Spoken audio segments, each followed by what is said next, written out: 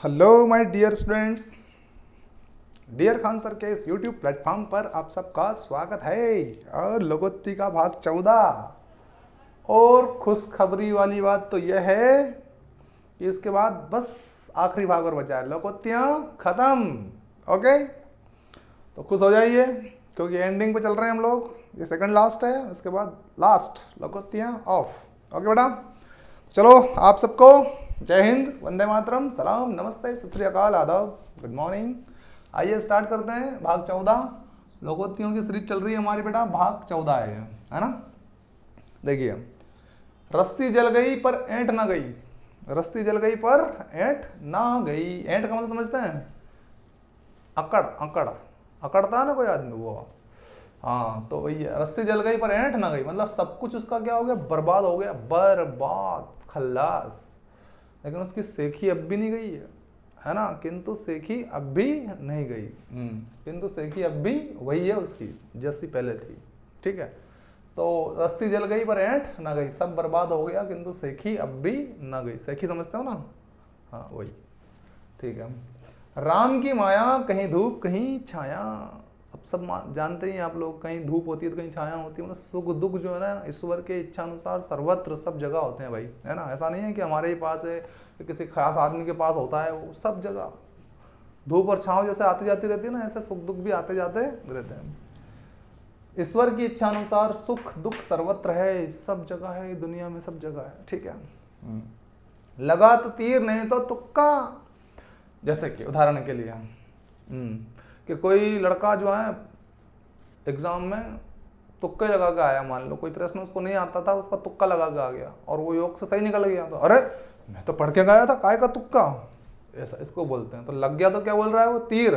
और नहीं लगता तो अरे तुक्का लगा जाता यार, वैसे भी कौन सा याद था वो। आई बात समझ? इस तरह से मतलब एक अलग अंदाज में किसी काम को करना, ठीक है ना। तो यही बोला गया, निपट अंदाज से काम लेना। निपट का मतलब क्या होता है, या तो अलग या फिर बिल्कुल, है ना, या सरासर भी इसका पर्यायवाची होता है। तो आप बिल्कुल बिल्कुल अंदाज से काम लेना। बिल्कुल किस रूप से? एक अंदाज से काम लिया था, लग गया तो ठीक है, नहीं तो तुक्का तो रहेगा ही सही, नहीं तो तीर बन जाएगा। ठीक है, ऐसे तो लगा तो तीर नहीं तो तुक्का, निपट अंदाज से काम लेना। ओके, लातों के भूत बातों से नहीं मानते, ये तो कई बार मैंने भी बोला है ना। तो लातों के भूत बातों से नहीं मानते भैया, है ना। दुष्ट प्रकृति के जो लोग होते हैं उनको कैसे समझाएं, दंड से ही समझाया जाता है उनको, है ना। तो दुष्ट व्यक्ति दंड से ही भयभीत होते हैं। कौन से व्यक्ति? दुष्ट प्रकृति के जो लोग होते हैं, वो कैसे, दंड देना ही पड़ता है उनको, उसी से भयभीत होते हैं, वो डरते हैं, ठीक है ना। दुष्ट व्यक्ति को दंड से ही भयभीत होते हैं, दुष्ट व्यक्ति दंड से ही भयभीत होते हैं।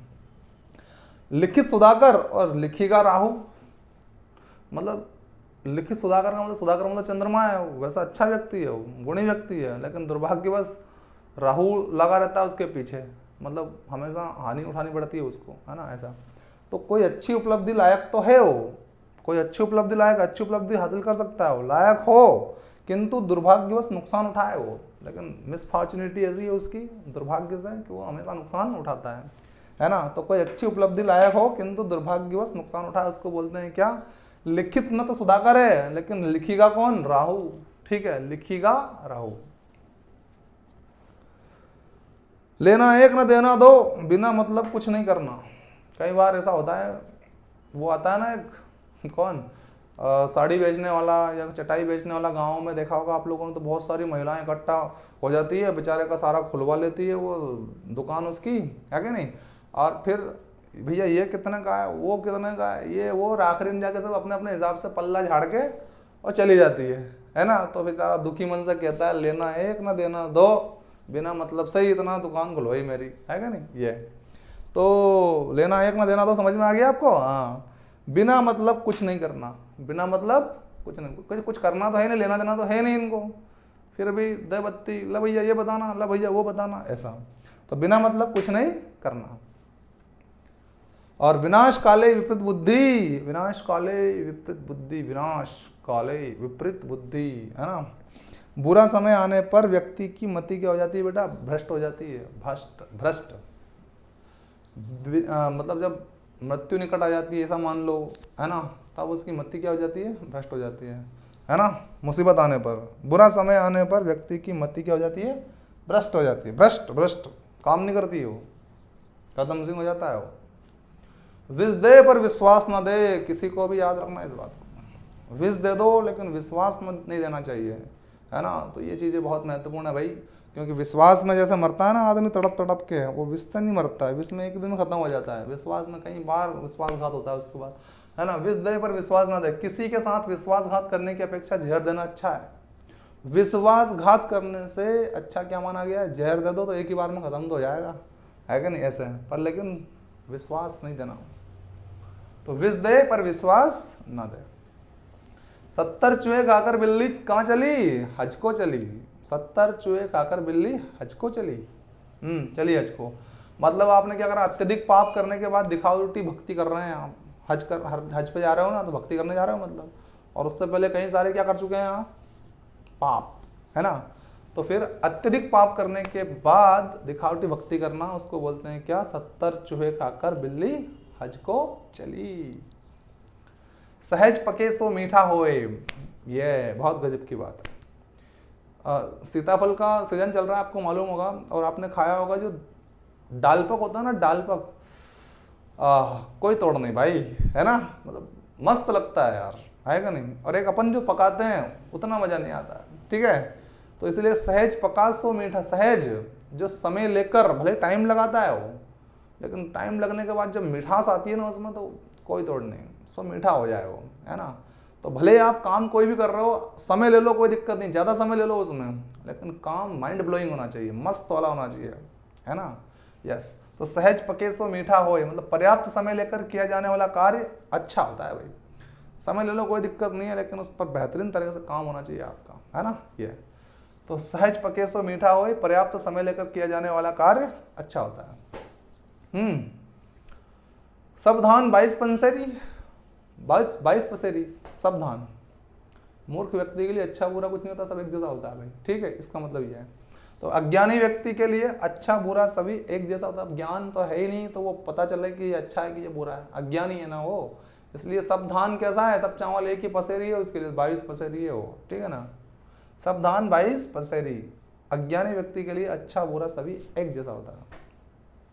सब्र की डाल पर मेवा फलता है, वाह वाह वाह वाह, क्या बात है।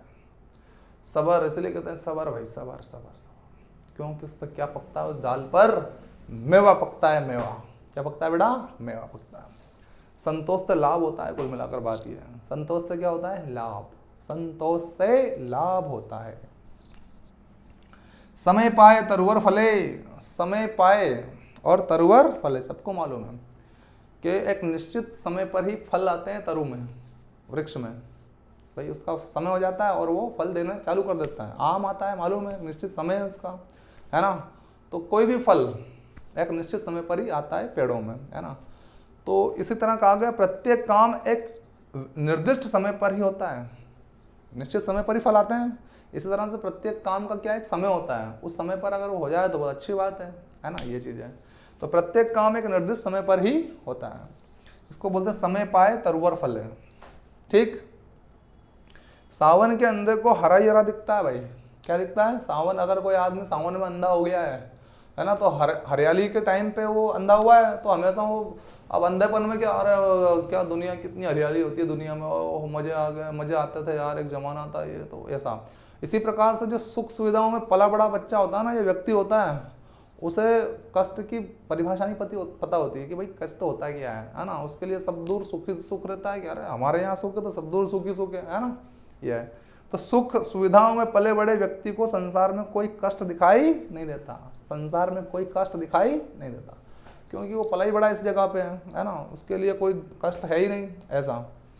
तो सावन हरे न भादो सूखा, ना तो हमारे लिए सावन हरा है ना भादो हमारे लिए सूखा है, मतलब हमेशा जो एक जैसा भाव रखता है ना सबके लिए, उसकी बात है, क्योंकि उसके मनोनुकूल वातावरण बना रहता है ऐसे व्यक्तियों के लिए ना, मतलब जैसे वही ना तो बहुत ज़्यादा खुशी होना ना बहुत ज़्यादा गम में होना, है ना। तो वातावरण कैसा रहेगा, आपके अनुकूल रहेगा हमेशा, ठीक है, दुनिया में सब कुछ होता ही रहता है, ओके।